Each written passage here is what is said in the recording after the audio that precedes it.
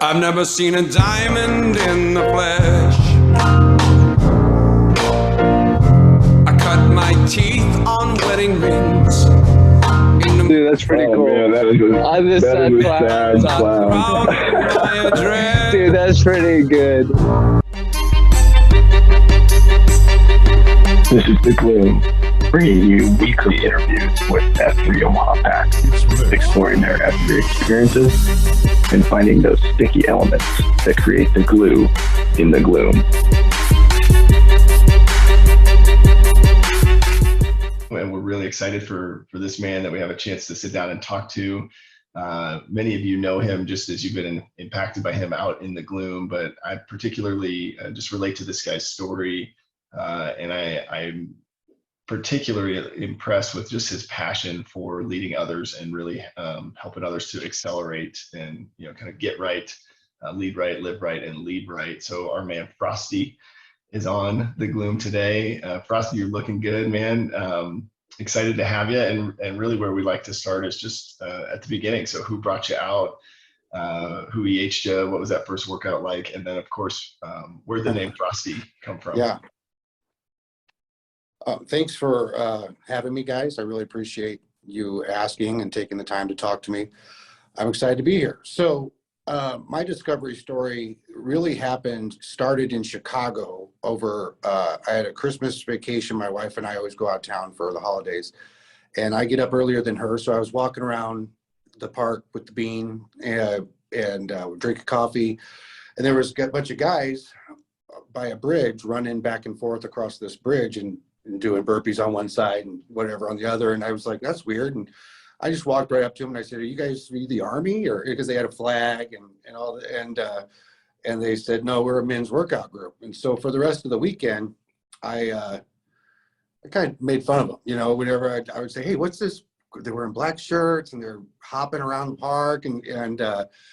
But this was also the vacation where I couldn't put my tray table down on a Southwest flight because I was too big. And I got like really upset because I couldn't tie my own skates when we went ice skating. I was big and I was sad. And so I wanted to do something about it. And I got back, and I think it was like right after the first of the year that Slow Pitch posted on Facebook about something he'd been doing. And I had noticed he had considerably changed his appearance. And so I reached out to him, and then he said he'd pick me up. And he did, and I went to an F3 workout at Cornhusker Handicap. And well, first we confirmed that it was F3 that I'd seen in the park, And so I went to Cornhusker Handicap, and I couldn't do anything, and I was so out of breath. I mean, before Warmarama was done, and I was embarrassed, and it was cold, and they went to name me. And I just didn't give him anything. I was just like, my name's Dave.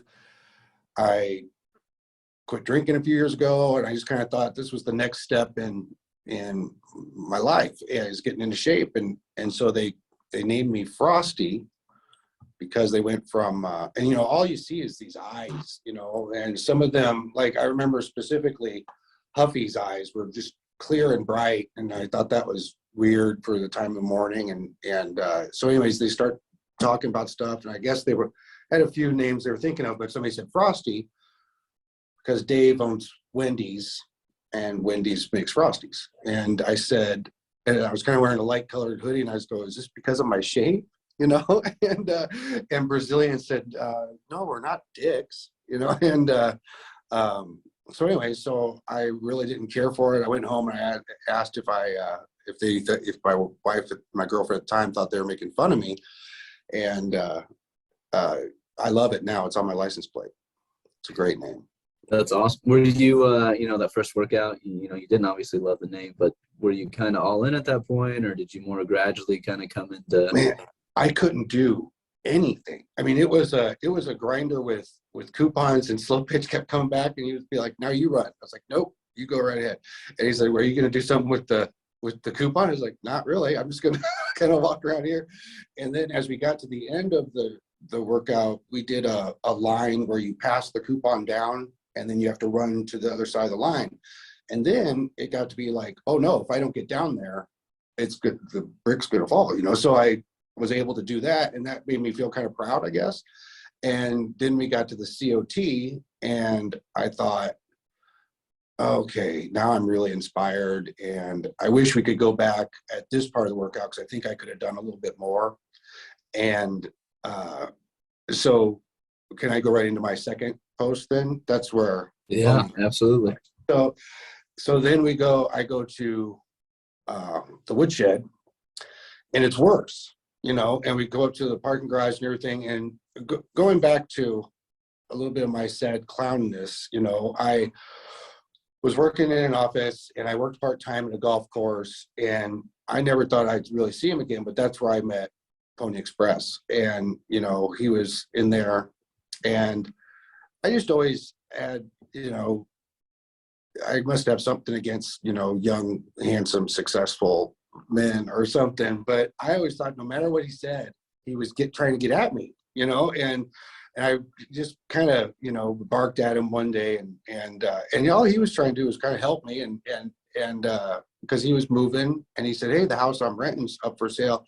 But I kind of thought he was saying, hey, this house that I'm currently pooping on, about to leave, you can have it next, you know. And so I show up at this workout at Cornerstone Handicap, and there he is.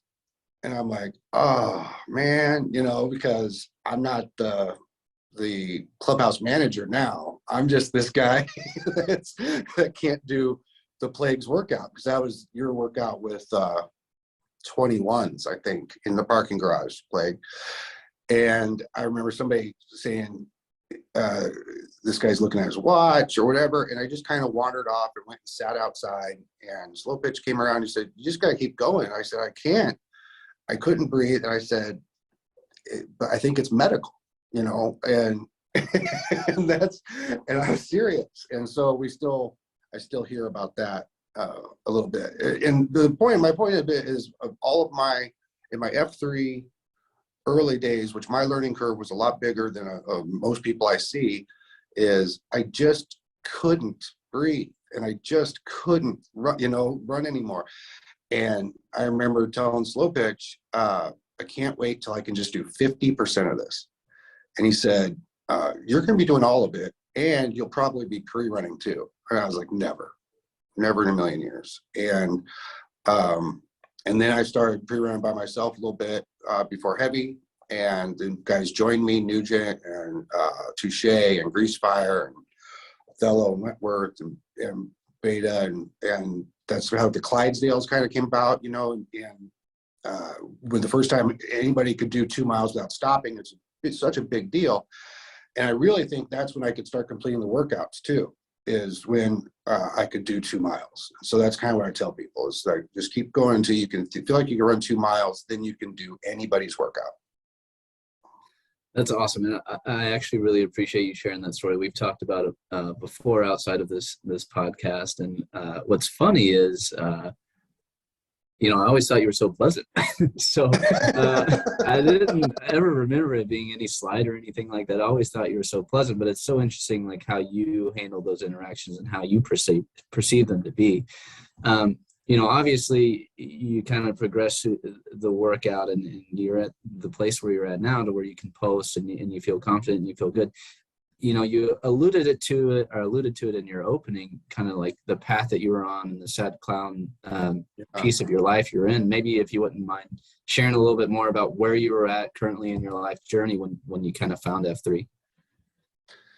Yeah, I had gotten sober, you know, a couple years earlier, and I was with my girlfriend, my wife now, Mary, and things were going what I thought was good, you know, and I could have lived the rest of my life like that and had a good life, you know, but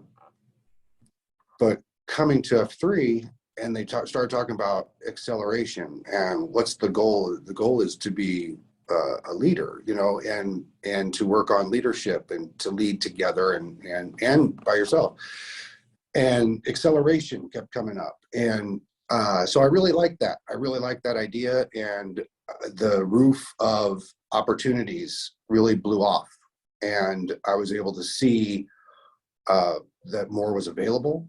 That you don't have to necessarily settle, that I didn't have to necessarily settle for anything fitness-wise, career-wise, financially, romantically, all of that stuff. There's always more to be done. And I appreciate that. And looking at my life, it's absolutely amazing where I was when I started to where I am now. Now I'm married and have a house and dogs, and I've had a couple of career changes since I started F3, and this is by far the best that's ever been in my adult life. It's awesome. Driving, thanks to Toadstool. Yeah. Man, it's so inspiring just to hear everybody's story, but your story in particular, I can definitely relate to, Frosty. And I'm curious. And I like that you shared like kind of where we go, because I've been there too. You see a group of guys doing something that you wish you could do, and you kind of like start making fun, in the park. But you mentioned there not being able to tie your ice skates and not being able to get the tray down in an airplane. Curious, how are those things going for you today? Have you made some improvements or? Yeah, but that's my gesture that still stays right up in my face is eating, for sure. But I can put my tray down and I can sit at the booth at Texas Roadhouse or whatever, the things. I could go on roller coasters and put the seatbelt on. So that's good. And again, that's better, but better doesn't necessarily mean good. There's another level for me, fitness wise. And that is, diet, where it gets into that, and Queen Service has been huge in that. And I do okay with it, but I've never really gone all in. So I would like to see what could happen if I did that. There's a lot left for me to do physically. Yeah, I have not gone all in on Queen Service either, and I think when I think about not being able to work out as much just with family stuff, like that would be the change I would have to make, right? I would really have to double down on my diet for sure. You're looking a little puffy. I feel puffy this morning. But real quick about what you were saying there, the making fun of F3 when I saw them, and any kind of biases or prejudices like that.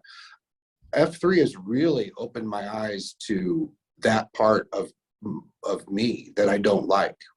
And I've had a couple of lessons, something as simple as Creighton Prep. My whole life I've had something against them. And maybe because I went to Papillion, and it was public and they were private. And what it comes down to is jealousy and not being a part of it. And so I would make fun of it. And getting to know a lot of guys that went through there has totally changed my mind. And then the icing on the cake was when Icy Hot showed me brisket ball, which was a Creighton Prep PE staple. And so ever since then, hats off to Creighton Prep. I'm totally behind them. So is it fair to say you dropped your animus against young, handsome professionals? Are we on a good page now? Yeah, we are. You've been that's about that. To wrap up that story, is I thought that for sure I was going to hear it, from you on that, and you were nothing but encouraging and supportive. I am curious your thoughts. So you mentioned sobriety, and I believe you participate in a 12-step program. And if guys have read, Free to Lead, some of what we do in F3 is like built off of that model, right? A little, but curious about like fellowship and, kind of second F, and maybe some of the similarities between the different fellowships. What do you see there? A lot of similarities for sure. When I was reading Free to Lead the first time, I thought, wow, this is a lot like the AA Big Book. And then the next page it says, this is a lot like the AA Big Book. and so I got that parallel for sure. The convergence that made me go all in was when Tater became the Nantan. And that was the first time I had been to any kind of convergence. And I didn't know what the Nantan was. I'd heard that tater tot was going to become the NAN10. I thought, well, this sounds like it's maybe kind of important.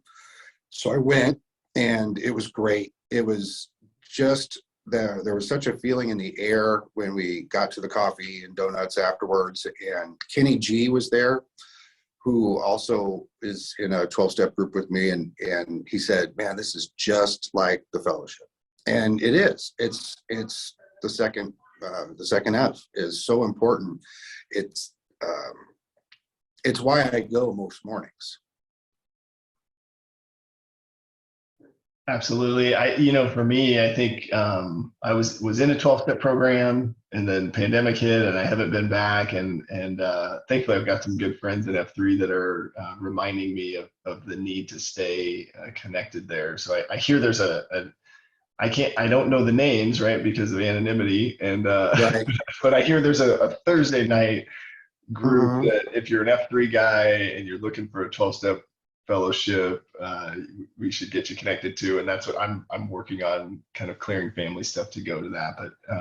But I think the reminder that I try and give Plague is, he did go through the 12 step. He was, part of a group for a period of time, and then he thought he didn't think he bought it or beat it by any means, but he's like, I've got this F3 that can help me. And I think the reminder that I try and remind him is like, hey, but think about what you could be doing for other people. Yeah, sure. By continuing to be involved. And so I'm kind of curious on how you can reconcile that or see that within F3, of where there's a service aspect as well, to where, yes, you're getting some benefit, but you're also given an opportunity to kind of serve your community as well. Yeah. Both in and out of F3, serve the community. And first of all, just to be aware that I'm in a community is a huge first step.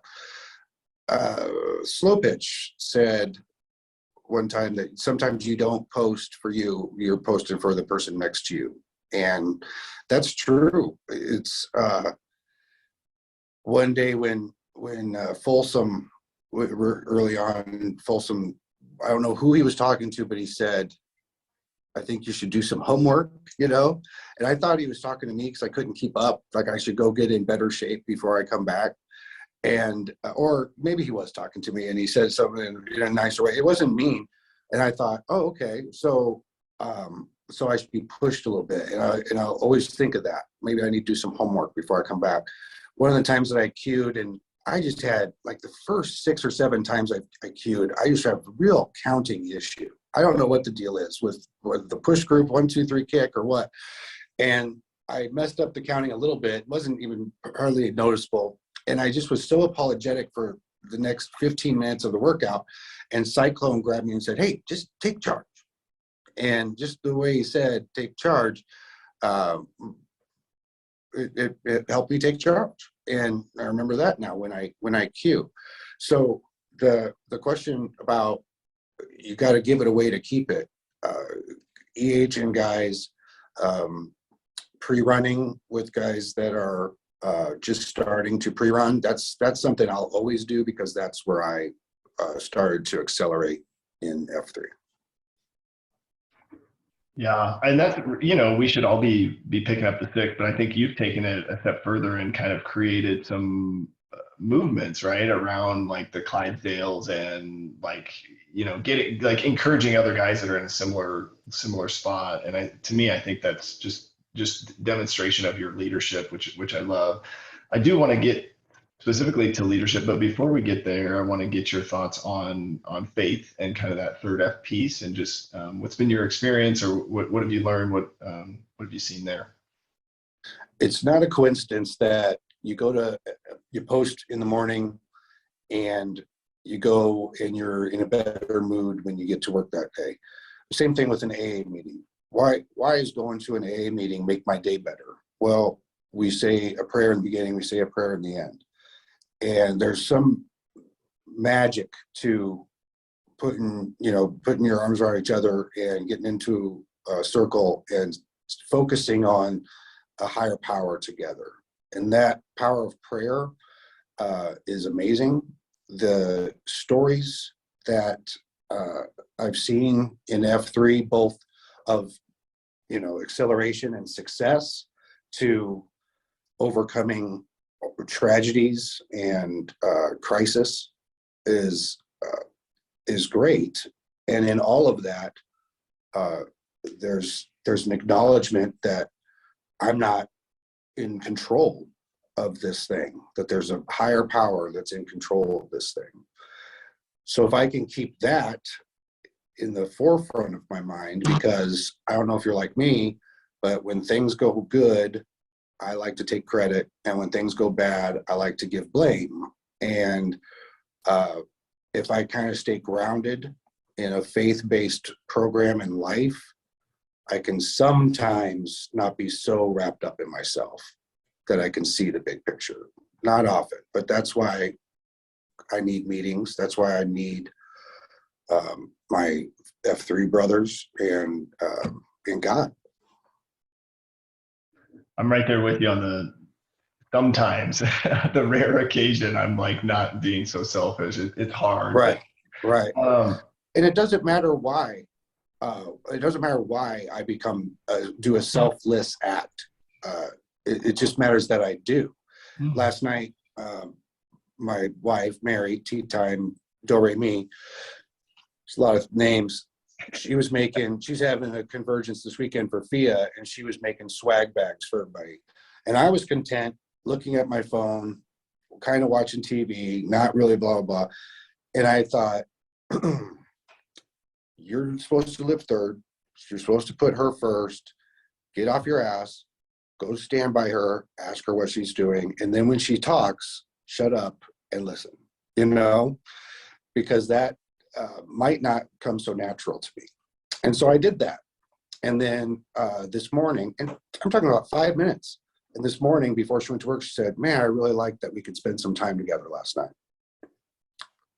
So I was glad to do it. I was glad to take that time, but it's not my nature to do that. But because of F3.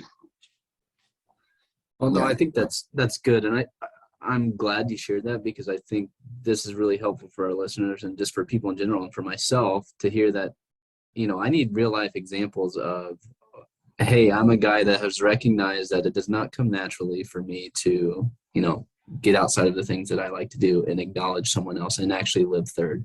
I'm victim to that all the time, to where I get home, I feel like I've earned some sense of I can sit my ass on the chair and scroll through my phone for an hour without being interrupted. But it's not living third. I'm not helping my wife with anything that she needs help on, whether that be the kids or the dogs, or investing some time into her personally, right? So I just really appreciate that statement. I am curious, because there's a lot of different concepts, right? Just like there are a lot of different names. So you've got concepts from AA. We've got concepts in like free to lead or Q source, or some of those things. And I am curious your thoughts on maybe what's helpful. I guess something that I feel like I have seen that's maybe a 12-step concept that I see in F3 is kind of this idea of your higher power in the form of group conscience. Mm-hmm.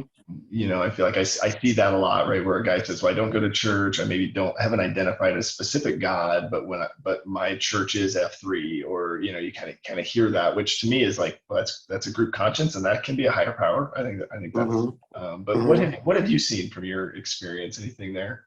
Yes. I think that the longer I stayed in AA, the longer I stay in F3, the road really narrows, and I can't do the things that I've always done.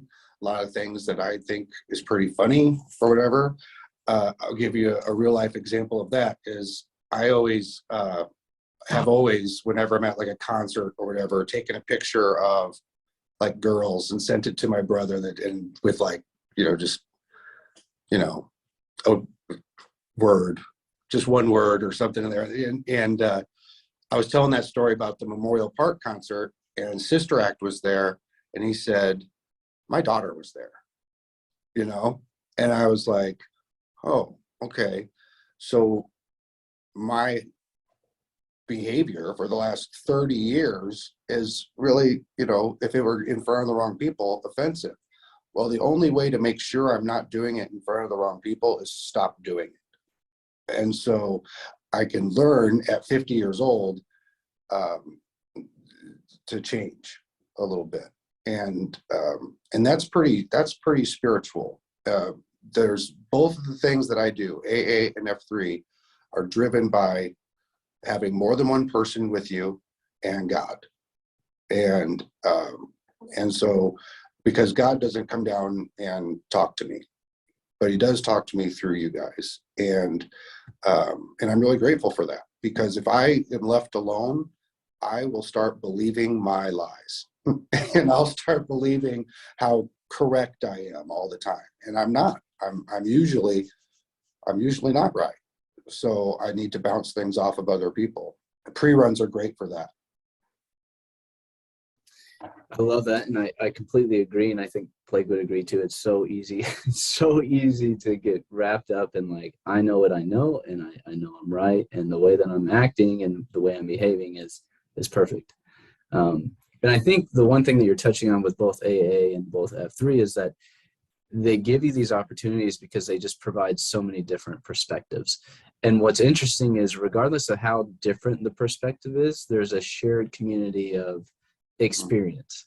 And the perspective may be a little bit different on how each person receives it, but you're all kind of going through some of the same stuff. You've all kind of been there one way or another.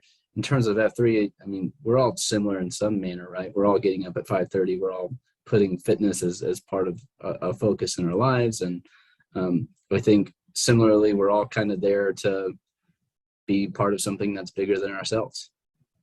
Right. That's going in a positive direction, and it's full of goodness, for lack of a better word. Right. And so, we actually have other opportunities for getting different perspectives, right? Seeing other guys. It's hard in the workouts only to get to really open up and know a guy. Curious on your experience with cafeteria, with Q stores, with shield blocks, any of those items that you care to share about. Yeah, I wasn't going to cafeterias at first, and it was Stella that said, well, that's the best part. And also maybe said something like, you should come, or we'd like you to come. And that's very welcoming. And so I did start going, and I really liked it.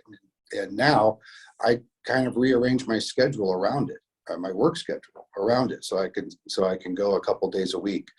I think it's vital. That's where you find out, about people's families and their jobs and how they got here and everything. And then the other intimate part of it is the pre-runs. I've got a relationship with Grease Fire that is our shield lock or friendship. That's awesome. And if him and I would meet at a whatever, we would probably never even speak, or at church or wherever.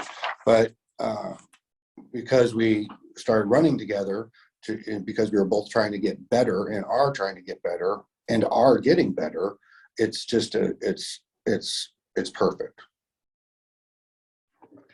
I love that. And we just had a chance to chat with Grease Fire. And I think what's so cool is, like, it's one thing to share your story, like in a COT, but to get into the details, and then to have another man stand shoulder to shoulder and maybe even asking you some tough questions to hold you accountable. And I mean, talk about powerful, right? And reinvigorating male community leadership. I mean, I don't know that there's anything better. And it's similar to like maybe a sponsor or something you would have in a 12-step program. And I guess that my question for you would be, kind of in regards to leadership, would love to hear your VQ story, if that's one that you remember. And then would also love to hear about just the journey to launch the Rabbit Hole, kind of where the name came from, some of that stuff, because I think there's probably some details that maybe not everybody is aware of. Yeah. My VQ was horrible. It was a cluster. It was so overprogrammed. And I wanted to have like a jump rope, of course, because I'm trying to make the World Herald about what an awesome VQ it was. And so I had a jump rope station and some other things. And then I didn't even learn until we got there that I can't really jump rope, without doing the kind of hop, skip. And you had guys like Wentworth and TC, they're like Rocky. And that was just one station. Anyway, it was overprogrammed. I counted the groups wrong. We got through it. It was kind of rainy, so we did the COT on the stage at Cornhusker, and it was, but it was awesome. It was so awesome to make that step. There was another workout before that, beatdown before that Othello had cued, and we did something called a zipper, and it's where you go shoulder to shoulder, put your hands up, and you put people across like on a conveyor belt. And, I was still, 270, 265, 270, and I didn't want to do it. But I did, and they kept going, "It's okay, Frosty, we got you, Frosty." And just, I heard my name over and over again. And that was a big turning point too, because I think that's when I really kind of became Frosty, I guess. And then the VQ, it was just great having those guys, all their khakis and TC and Gunner and you and everybody just there to pick me up and put me back on track on a workout that I probably wasn't ready to do. And so then fast forward to the rabbit hole starting. The rabbit hole started as a pop-up.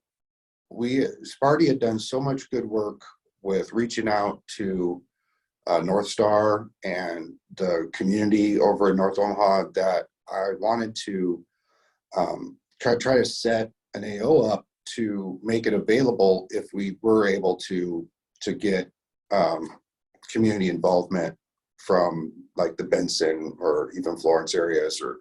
So we did a couple pop-ups, and one of the pop-ups was just nothing other than a dry run for when I was going out to cue the one of the Lincoln launches.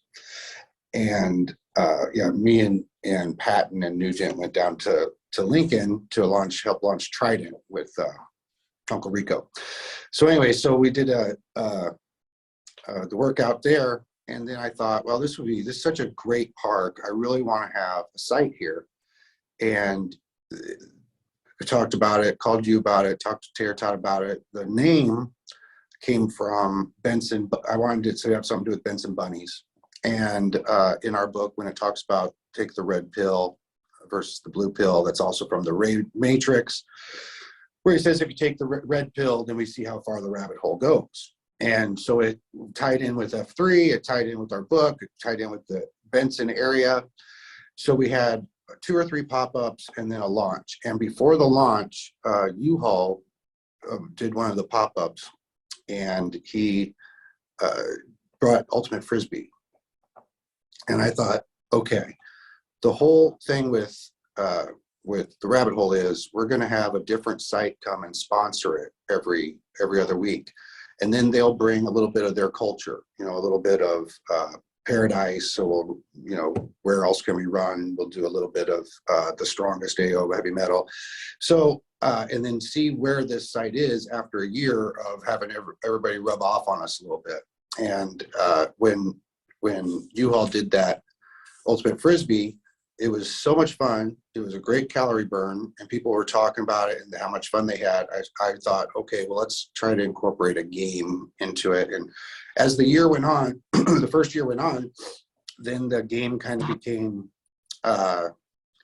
more of a sporting game, because we had some other games that we had played in there too, but now it's pretty much all scoreboard games, and it's a lot of fun. I've heard it called adult recess. I like when you're walking back to the shovel flag or running back to the shovel flag, and somebody says, that they just had a great time, or that was the best ever, and it's a great site.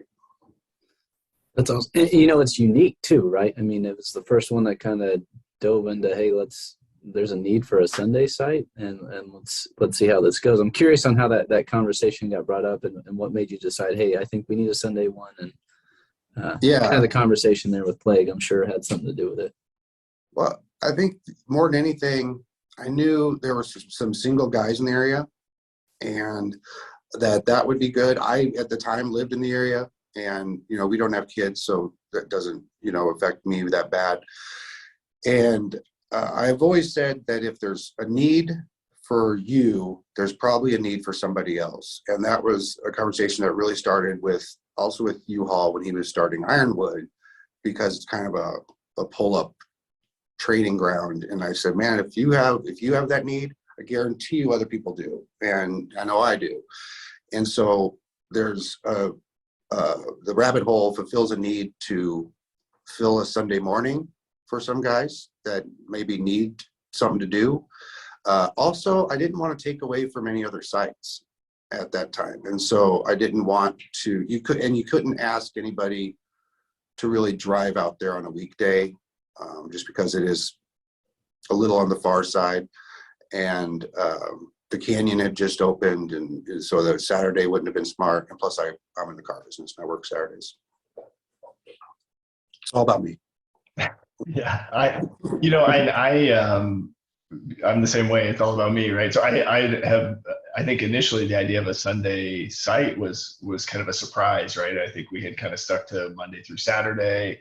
So I think it challenged our leadership team to say, hey, well, if we're really open to all men, then what would be the problem, right, with a Sunday AO? Even though we know, hey, there might be a large percentage of guys that don't go, but we're not in the business of creating large workout groups, right? So I think it's worked really well, and I think it's been fun to just kind of see. And I think to your point, guys like having fun, right? And that's that's been something I've been trying to learn, is that like I can have fun without drugs and alcohol, and I think you create that space. I also don't like to lose, as Pony can attest to. So maybe that's why I haven't posted at the rabbit hole, but.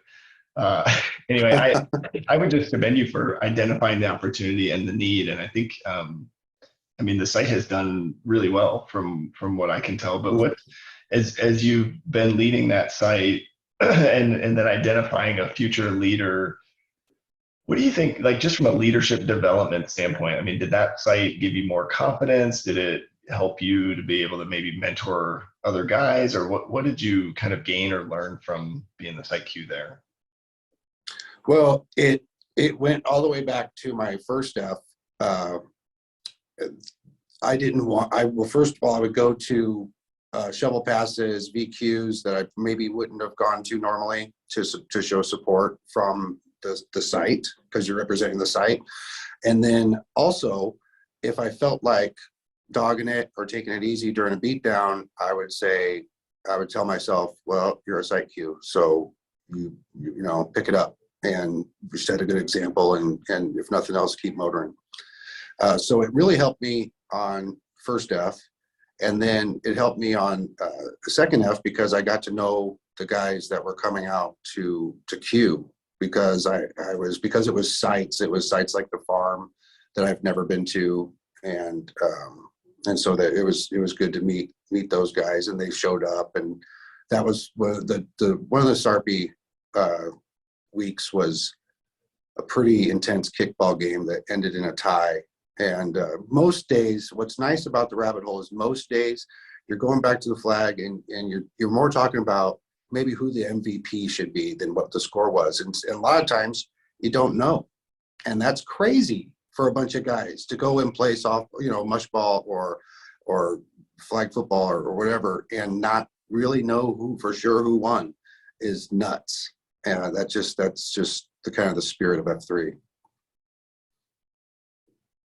I don't know how I would handle that. I love that. I love that mentality, though. I think that's phenomenal. I guess I would love to hear too, just about Touche as your successor, and kind of how that's in the process there. Well, we have a similar background, and I was going to do it for 2 years, because it's every other week, and I just kind of figured that would be the right thing to do. And he expressed interest, and I'm kind of the feeling that if somebody expresses interest in something, that means that they're ready, and usually. And so so we talked about it. He was a regular attendee or whatever. He posted there regularly. He's very enthusiastic about the games, and he's enthusiastic about getting better. And so I thought, well, two birds, if it pushes him in his fitness journey like it pushed me, perfect. And also he totally got the culture of the rabbit hole. So I had no problem giving it up to him. I love that. I think I remember my first VQ, and then when I took over as PsyQ, I think there's this initial feeling like, oh, I'm not deserving of this, right? At least I had that for myself. But then I think when you do that and you actually give people the opportunity, you're really unlocking something for those guys and giving them an opportunity to kind of shine their own light and excel in their own way. So I think being a former PsyQ leader, you're in this unique position of where you get this opportunity to thrust someone like Touche into this role. And it's not a lot. It's a big responsibility, and not a lot of people have had the opportunity to do it. So I'm glad that you don't take it lightly. Right. He's one of my, he's one of my good friends, and he's also one of my mentors in life before we got here.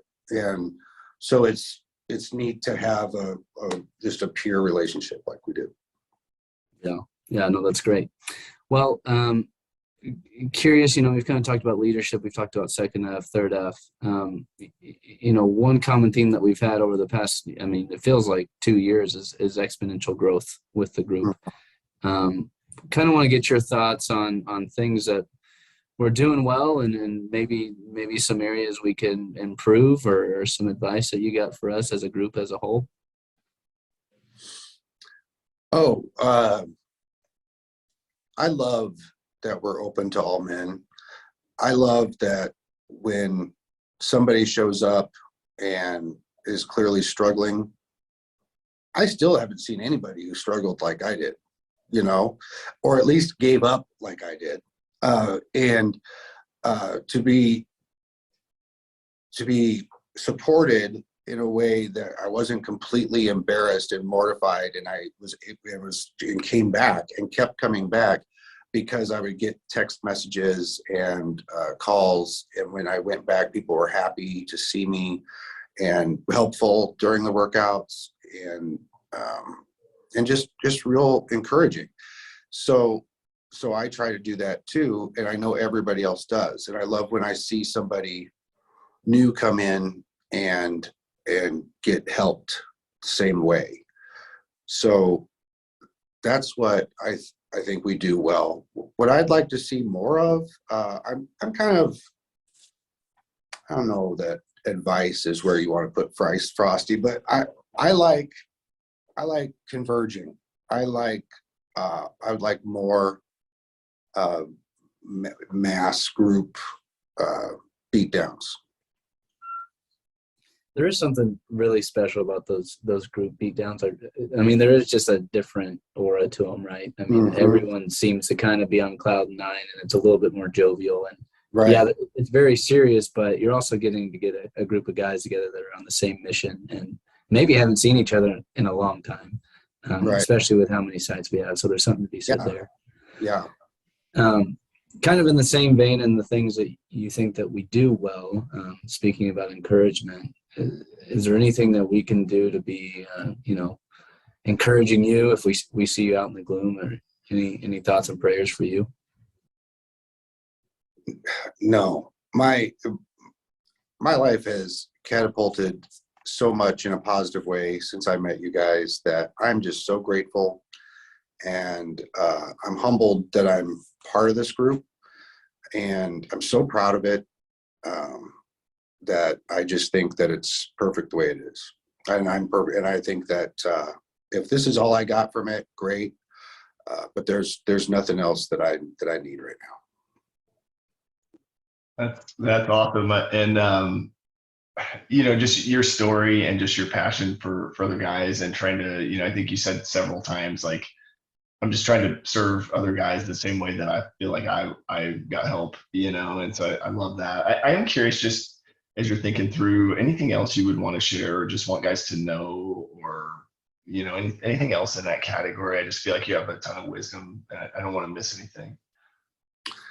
I think it's important that we do consider the whole concentrica, and as we're open to all men, all men's concentricas are going to be a little bit different. I know that I love seeing guys that become better dads. I love seeing guys that become dads like you, Pony. And you just know that their life is never going to be the same. And because of this, not because of this, but this helps. This is going to help you. This is going to help that kid. It's going to help all of it. My wife has, when she started making burritos for different things, and just the welcome that she got in there, man, she loves F3 so much. And, guys like Wentworth and everybody that's just always happy to see her and appreciative and grateful. I felt like that my whole life was welcomed into F3, not just me. I love that. And I hope you know that we're appreciative of you. I do want to say, you've touched on the first F component and how much your life has changed. And that way, I just want you to know that I think I speak for Plague and I both. We've really seen the growth in you as a person, and not just only that first F, second and third. And just, you're a perfect example of what this can do for people and how your life can really be transformed by just getting up and doing it right. Thank you. Yeah. That's awesome. The only other thing that just came to mind was you made your transition to the respect category. Right. Within F3. I'm curious what that like, or was it just like any other normal birthday or what? No, it was huge. It got me so twisted and sideways. I had a party and a lot of the guys came and it was great. I had a queue that day and it was great, but I think Oompa had a shovel pass the same day and I got really super resentful for it. And I was like, this is my birthday, my 50th birthday. And now looking back, it's such big behavior about such a small thing. And there's no way that I can ever think anything's not fair or anything's not right without being selfish. I just have to remember that. First and foremost, if I start getting revved up about something, I am probably being selfish. But now that I am in respect, I really would appreciate if people say it every time after I introduce myself. And I've only been to one respect pop-up, and Tin Cup cued it, and it was rough. There's a respect chip on their shoulder. I think there's something to be said about some old man strength or something like that is how that, that goes. Yeah, Frosty, I'm going to tell you that last thing you just said about if I feel like things are not fair or not going my way, I'm probably being selfish. I needed that today. I needed to hear that today. So thank you for that. You bet. All right, we'll do a name-a-rama here. I'll start us off. Brandon, 36, The Plague. Plague. I'm John Whitworth. I'm 31, Pony Express. Pony Express. Dave Jackson, 50, Frosty. Frosty, respect. That's awesome. And is there a sound or do we do like a brr or like it's cold or? There's nothing. There was a burr for a while, but it kind of went away, and that's all right. Yeah. I give up my time to slow pitch. Yeah. Right. Well, thanks for your story, man. I super appreciate you joining us and being open and opening up as much as you did.